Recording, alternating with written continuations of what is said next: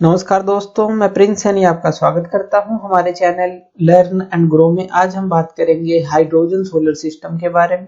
आपने बहुत तरह के सोलर सिस्टम के बारे में सुना होगा। अब एक नई तरह की टेक्नोलॉजी आ रही है जिसको हम हाइड्रोजन सोलर सिस्टम बोलेंगे, क्योंकि इसके अंदर हाइड्रोजन को हम प्रोड्यूस करते हैं। अब हाइड्रोजन जो है, एक तरह से आप इसको ग्रीन एनर्जी कह सकते हैं, ग्रीन गैस कह सकते हैं। तो इसका यूज जो है बहुत तरह के एप्लीकेशंस में हो सकता है। जैसे आगे आगे क्या है, हाइड्रोजन कार्स के बारे में भी बात हो रही है, जहां पर हाइड्रोजन को फ्यूल की तरह यूज करेंगे। तो यहाँ पर हाइड्रोजन सोलर सिस्टम जो है एक बहुत ही महत्वपूर्ण चीज हो जाता है। तो चलिए इसको समझते हैं कि ये जो सोलर सिस्टम है किस तरह से जो हमारे दूसरे सोलर सिस्टम है उनसे अलग है। पहले अगर हम सोलर सिस्टम की बात करें, वो क्या करता है, वो लाइट एनर्जी को इलेक्ट्रिक एनर्जी में कन्वर्ट करता है। वो तो काम हो गया सोलर सिस्टम का। अब यहाँ पर हाइड्रोजन सोलर सिस्टम क्या करेगा, जो लाइट एनर्जी है उसको इलेक्ट्रिक एनर्जी में तो कन्वर्ट करेगा ही करेगा, दूसरा ये हाइड्रोजन को भी प्रोड्यूस करेगा कुछ और एप्लीकेशंस के लिए, यानी कि जहां पर भी हम हाइड्रोजन का यूज करना चाहते हैं उस तरह के एप्लीकेशंस के लिए। तो यहाँ पर चलिए इसको थोड़ा बेसिक या कहें कि डीपली समझते हैं। तो यहाँ पर जो सोलर पैनल होता है हमने देखा है इस तरह का होता है।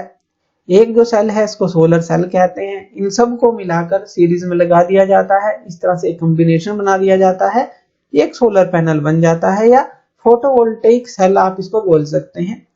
तो ये जो फोटोवोल्टेइक पैनल है ये क्या काम करता है, इलेक्ट्रिसिटी को प्रोड्यूस करता है। इससे तो हम इलेक्ट्रिसिटी प्रोड्यूस कर ही सकते हैं जो सोलर सिस्टम की बात कर रहे हैं।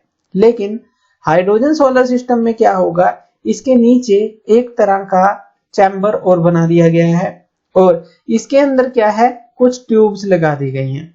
अब ये जो ट्यूब्स हैं ये है क्या, असल में ये है इलेक्ट्रोलाइजर। अगर हम इसको ध्यान से समझें तो ये हमारे पास एक इलेक्ट्रोलाइजर होता है जिसके अंदर एक जो वाटर है हम वो लेते हैं, यानी कि वाटर जो कहां से आएगा, एटमॉस्फेयर से ही ये खुद ब खुद वहां से ले लेगा, क्योंकि एटमॉस्फेयर में हमें पता है बहुत ही वाटर वेपर होते हैं, तो वहां से ही ये ले लेगा, ऑटोमेटिक काम करेगा एक तरह से कह लें। तो ये इलेक्ट्रोलाइजर है। इलेक्ट्रोलाइजर में हम हाइड्रोजन और ऑक्सीजन को प्रोड्यूस करते हैं। यहाँ पर जैसा हमने इसकी फिगर को दिखाया है इसको समझने के लिए, यहाँ पर ये इस तरह का होता है, इसके अंदर वाटर होगा यानी कि H2O, और यहाँ पर एनोड और कैथोड हम ले लेंगे, यानी कि ये इसका जो इलेक्ट्रोलाइजर है एक तरह से उसके फंक्शन को समझ रहे हैं। तो दिखेगा आपको ये ऐसा ही बस पैनल, लेकिन इसके अंदर की चीज को थोड़ा डीपली हम समझने की कोशिश कर रहे हैं।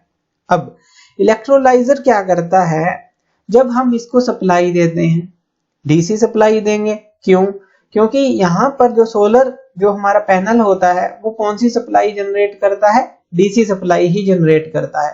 लेकिन घरों के अंदर हम इन्वर्टर लगाकर उसको एसी सप्लाई में बदल कर यूज करते हैं, तो आपने देखा होगा। तो यहाँ पर ये डीसी सप्लाई देगा, तो डीसी सप्लाई का हम यूज कर लेंगे इस इलेक्ट्रोलाइजर के लिए, जो कि एनोड कैथोड से जुड़ी होगी, और यहाँ पर वाटर होगा, ये दोनों इलेक्ट्रोड इसके अंदर होंगे। जैसे ही डीसी सप्लाई देंगे यहाँ पर एनोड पर हमें ऑक्सीजन मिल जाएगी और कैथोड पर हमें हाइड्रोजन मिल जाएगी। तो ऑक्सीजन का अगर कुछ यूज करना है आप कर सकते हैं, नहीं एटमॉस्फेयर में छोड़ सकते हैं। हाइड्रोजन जो है उसका हमें यूज करना ही है, तभी इसका नाम हाइड्रोजन सोलर पैनल है। तो यहाँ पर हाइड्रोजन इस तरह से बनती है, ये हमने समझा। अब यहाँ पर भी जो ये वे है, ये इलेक्ट्रोलाइसिस ऑफ वाटर का, यानी कि वाटर की स्प्लिटिंग का, ये भी दो तरह से हम कर सकते हैं। एक होता है डायरेक्ट मेथड। डायरेक्ट मेथड में क्या होता है, डायरेक्टली सनलाइट का यूज करके वाटर को स्प्लिट कर लिया जाता है, यानी कि हाइड्रोजन और ऑक्सीजन में कन्वर्ट कर लिया जाता है। तो ये डायरेक्ट मेथड हो गया। इनडायरेक्ट मेथड क्या है, जैसे हम सोलर पैनल से बिजली तो बनाएंगे ही, और इसी बिजली का यूज हम यहाँ पर कर लेंगे इलेक्ट्रोलाइजर के अंदर, ताकि हम वाटर को स्प्लिट कर सके हाइड्रोजन और ऑक्सीजन के अंदर। अब चलिए हाइड्रोजन सोलर पैनल की पूरी वर्किंग को समझते हैं। तो यहाँ पर हमने ले लिया है हाइड्रोजन सोलर पैनल, यही हम इसको नाम देंगे। अगर सिर्फ सोलर पैनल की बात करेंगे तो उससे क्या होगा, इलेक्ट्रिसिटी प्रोड्यूस होगी, लेकिन इसके साथ जो है इलेक्ट्रोलाइजर भी हमने लगाया है। इसकी फिगर जो है हमने यहाँ पर दिखा दी है कि हाइड्रोजन और ऑक्सीजन ये क्रिएट करेगा। जैसा हमने समझा कि जैसे ही इलेक्ट्रिसिटी सप्लाई इसको करेंगे डीसी पावर सप्लाई, तो यहाँ पर हाइड्रोजन ऑक्सीजन बनेगा। अगर बात करें यहाँ पर जो इलेक्ट्रिसिटी है वो सोलर पैनल से जो आएगी, वो हम अगर इनडायरेक्ट मेथड की बात करें इलेक्ट्रोलाइजर को दे देंगे और यहाँ पर उसको इलेक्ट्रोलाइजर का यूज करके हाइड्रोजन में वाटर को स्प्लिट कर लेंगे और ऑक्सीजन में स्प्लिट कर लेंगे। दूसरा जो इलेक्ट्रिसिटी है वो कहां पर हम यूज कर लेंगे, हमारे घरों के अंदर यूज कर लेंगे, इन्वर्टर का यूज करके प्रॉपरली अरेंजमेंट करके घरों में यूज कर लेंगे।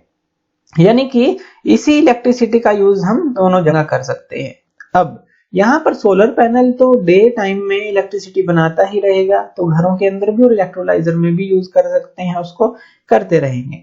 अब इलेक्ट्रोलाइजर के थ्रू जो हाइड्रोजन बन रही है उसको हम स्टोर कर लेंगे हाइड्रोजन सिलेंडर्स के अंदर। अब इसके लिए स्पेशल सिलेंडर आते हैं जिनके अंदर हाइड्रोजन को हम स्टोर करते हैं, तो वहां पर इनको स्टोर कर लेंगे और इसको जो है सालों साल आप स्टोर रख सकते हैं। ऐसा नहीं है जैसे बैटरी है समय के साथ डिस्चार्ज होती चली जाती हैं, ऐसा इसके अंदर कोई भी दिक्कत नहीं है। हाइड्रोजन जो है सालों साल आप स्टोर करके रख सकते हैं। अब इसी हाइड्रोजन को हम दोबारा से यूज कर सकते हैं इलेक्ट्रिसिटी बनाने के लिए या फिर अदर एप्लीकेशन के लिए। अगर हम बात करें इलेक्ट्रिसिटी बनाने की, तो यहाँ पर हम यूज कर लेते हैं एक फ्यूल सेल। तो यहाँ पर जो है हम फ्यूल सेल का यूज करेंगे, तो फ्यूल सेल हम यहाँ पर ले लेंगे। फ्यूल सेल क्या काम करती है, इलेक्ट्रोलाइजर के बिल्कुल विपरीत काम करती है। यानी कि यहाँ पर हम सप्लाई देंगे तो यहाँ पर हाइड्रोजन ऑक्सीजन हमें मिलेगी, लेकिन फ्यूल सेल में क्या होगा, हम हाइड्रोजन और ऑक्सीजन इसको देंगे तो हमें इलेक्ट्रिसिटी मिलेगी। सिंपल सी बात है, इसका बिल्कुल उल्टा है इलेक्ट्रोलाइजर का फ्यूल सेल। या ऐसा कह लें कि यहाँ पर जो इलेक्ट्रिसिटी हमने यूज की है हाइड्रोजन बनाने के लिए, हाइड्रोजन एक तरह का कैरियर हो गया और यही हाइड्रोजन अब हम दोबारा यूज कर लेंगे इलेक्ट्रिसिटी बनाने के लिए। तो यहाँ पर दो इलेक्ट्रोड हम ले लेते हैं, एनोड कैथोड जैसे यहाँ पर हमने लिए थे, और यहाँ पर हो जाएगा इलेक्ट्रोलाइट। इलेक्ट्रोलाइट का यूज किया जाता है और यहाँ पर इस तरफ से हम हाइड्रोजन ले लेंगे एनोड की तरफ से, और जो कैथोड है उसकी तरफ से ऑक्सीजन ले लेंगे जो एटमॉस्फेयर से मिल जाएगी। अब ये दोनों जब आएंगे फ्यूल सेल के पास तो यहाँ पर इलेक्ट्रिसिटी हमें मिलेगी।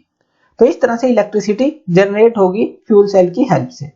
या हाइड्रोजन का यूज अदर एप्लीकेशन के लिए कर सकते हैं, जैसे हमने फ्यूल की तरह यूज करना है तो वो भी कर सकते हैं, लेकिन फ्यूल सेल के थ्रू इलेक्ट्रिसिटी बनाकर हम इसको दोबारा से यूज कर सकते हैं। और नाइट टाइम में हम घरों के अंदर भी इसका यूज कर सकते हैं। इस तरह से देखिए नाइट टाइम में भी जो है हम जो इलेक्ट्रिसिटी है बना सकते हैं। तो एक सोलर पैनल हो गया, लेकिन इस अरेंजमेंट के साथ हमें डबल फायदा मिल गया। एक तो हमने एक फ्यूल बना लिया दूसरी चीजों के अंदर यूज करने के लिए, या फिर इलेक्ट्रिसिटी भी हम इससे नाइट के टाइम में बना सकते हैं। तो इस तरह से जो हाइड्रोजन सोलर पैनल हैं वो काम करते हैं। तो बहुत ही एक अच्छी डेवलपमेंट है। अगर हम देखें तो ये जो है सोलर पैनल के अंदर एक नया एक तरीका है, एक तरह से कहें कि जो हमें एक फ्यूल भी दे रहा है और इलेक्ट्रिसिटी तो हमें मिल ही रही है। तो ये होता है hydrogen solar panel. Thank you video देखने के लिए, और इसी तरह की वीडियोस के लिए आप हमारे चैनल लर्न एंड ग्रो पे हमें सब्सक्राइब कर सकते हैं। धन्यवाद।